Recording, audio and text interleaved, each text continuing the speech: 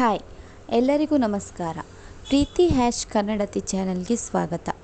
ಇವತ್ತಿನ ವಿಡಿಯೋ ಏನಪ್ಪ ಅಂತ ಹೇಳಿದರೆ, ಐಬ್ರೋಸ್ ದಪ್ಪ ಆಗಬೇಕಾದ್ರೆ ಏನು ಮಾಡಬೇಕು. ಸಾಮಾನ್ಯವಾಗಿ ಎಲ್ಲ ಹೆಣ್ಣು ಮಕ್ಕಳಿಗೂ ತಮ್ಮ ಐಬ್ರೋಸ್ ದಪ್ಪವಾಗಿರಬೇಕು, ನಮ್ಮ ಮುಖದಲ್ಲಿ ಎದ್ದು ಕಾಣಬೇಕು, ಅದು ಕಪ್ಪಾಗಿ ದಪ್ಪವಾಗಿ ಬರಬೇಕಂತ ಒಂದು ಆಸೆ ಇರ್ತದೆ. ಅದಕ್ಕೋಸ್ಕರ ತಿಂಗಳಿಗೊಮ್ಮೆ ಪಾರ್ಲರಿಗೆ ಹೋಗಿ ಐಬ್ರೋಸ್ ಮಾಡಿಸೋದು ಅಥವಾ ಐಬ್ರೋ ಶೇಪ್ ಮಾಡಿಸೋದು ಇಂಥದನ್ನು ಮಾಡ್ಕೊಳ್ತೇವೆ. ನಾರ್ಮಲಾಗಿ ಐಬ್ರೋಸ್ ಚೆನ್ನಾಗಿ ಕಾಣಬೇಕು, ಚೆನ್ನಾಗಿ ಬರಬೇಕಂತ ತುಂಬ ಮೆಡಿಸಿನ್ಸ್ ಆಗಿರ್ಬೋದು, ತುಂಬ ಪ್ರಾಡಕ್ಟ್ಸ್ಗಳನ್ನು ನಾವು ಯೂಸ್ ಮಾಡ್ತೇವೆ. ಐಬ್ರೋ ಪೆನ್ಸಿಲ್, ಅದೇ ಥರ ತುಂಬ ಪ್ರಾಡಕ್ಟ್ಸನ್ನು ಯೂಸ್ ಮಾಡ್ತೇವೆ. ಇದೆಲ್ಲದನ್ನು ಸ್ವಲ್ಪ ದೂರ ಇಟ್ಟು ಒಂದು ಮನೆಮದ್ದನ್ನು ಯೂಸ್ ಮಾಡಬೇಕು. ಆವಾಗ ಅದರ ಪರಿಣಾಮ ಚೆನ್ನಾಗಿರುತ್ತದೆ ಮತ್ತು ಆರೋಗ್ಯಕರವಾಗಿರ್ತದೆ. ಕೆಲವರಿಗೆ ಬೈ ಬರ್ತೆ ಐಬ್ರೋಸ್ ದಪ್ಪವಾಗಿ ಚೆನ್ನಾಗಿರ್ತದೆ, ಇನ್ನು ಕೆಲವರಿಗೆ ಇರುವುದಿಲ್ಲ. ಅಂಥವರಿಗಾಗಿ ಇವತ್ತು ನಾನು 3 ರೀತಿಯ ಮನೆಮದ್ದನ್ನು ತಿಳಿಸಿಕೊಡ್ತೇನೆ. ಫಸ್ಟ್ ಒನ್, ತೆಂಗಿನ ಎಣ್ಣೆ ಅಥವಾ ಬಾದಾಮ್ ಎಣ್ಣೆ. ಈ ತೆಂಗಿನ ಎಣ್ಣೆಯನ್ನು ನಾವು ತಲೆ ಕೂದಲಿಗೆ ಹಚ್ಚೋದ್ರಿಂದ ಕೂದಲು ದಪ್ಪವಾಗಿ ಕಪ್ಪಾಗಿ ಬರ್ತದೆ. ಹಾಗೆಯೇ ಈ ತೆಂಗಿನ ಎಣ್ಣೆನ ನಮ್ಮ ಹುಬ್ಬುಗಳಿಗೆ ಹಾಕೋದ್ರಿಂದ ನಮ್ಮ ಹುಬ್ಬುಗಳು ಕೂಡ ಕಪ್ಪಾಗಿ ದಪ್ಪವಾಗಿ ಬರ್ತದೆ ಮತ್ತು ಶೈನಾಗಿ ಕಾಣಿಸ್ತದೆ. ನಮ್ಮ ಮುಖದಲ್ಲಿ ಎದ್ದು ಕಾಣ್ತದೆ ಐಬ್ರೋಸ್.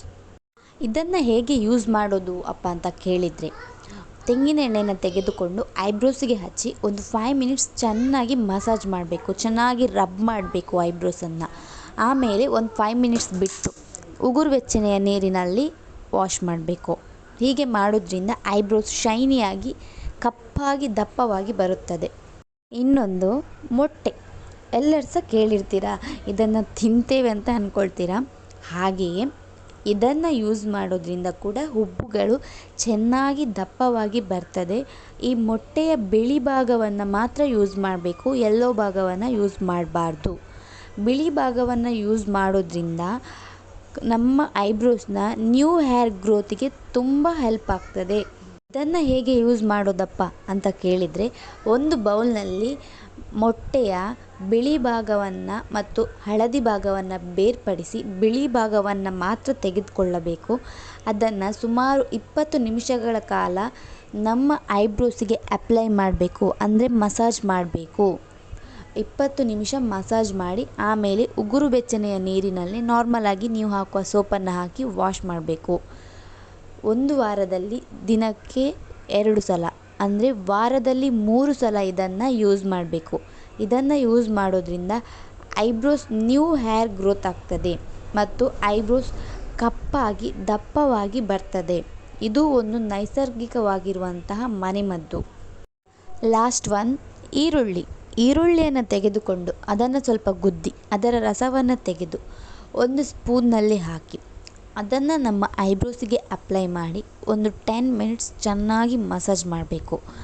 ಅದೇ ಈರುಳ್ಳಿ ರಸದಿಂದ ಮಸಾಜ್ ಮಾಡಬೇಕು, ಬೇರೆ ಏನೂ ಅದಕ್ಕೆ ಮಿಕ್ಸ್ ಮಾಡಬಾರ್ದು. ಆದ ನಂತರ ಒಂದು 5 ಮಿನಿಟ್ಸ್ ಹಾಗೆ ಬಿಟ್ಟು ತಣ್ಣನೆಯ ನೀರಿನಲ್ಲಿ ಫೇಸನ್ನು ವಾಶ್ ಮಾಡಬೇಕು.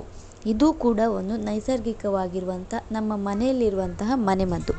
ಇಂತಹ ಮನೆಮದ್ದುಗಳನ್ನು ನಾವು ಯೂಸ್ ಮಾಡೋದ್ರಿಂದ ನಮ್ಮ ಮುಖ ಕೂಡ ತುಂಬ ಆರೋಗ್ಯಕರವಾಗಿರ್ತದೆ. ಪಿಂಪಲ್ಸ್ ಆಗಲ್ಲ, ಬ್ಲ್ಯಾಕ್ ಸ್ಪಾಟ್ಸ್ ಆಗಲ್ಲ, ಏನೂ ಸೈಡ್ ಎಫೆಕ್ಟ್ಸ್ ಕೂಡ ಇರೋದಿಲ್ಲ. Thank you. ಈ ವಿಡಿಯೋ ಇಷ್ಟ ಆದರೆ ಲೈಕ್ ಮಾಡಿ, ಶೇರ್ ಮಾಡಿ, ಸಬ್ಸ್ಕ್ರೈಬ್ ಮಾಡಿ.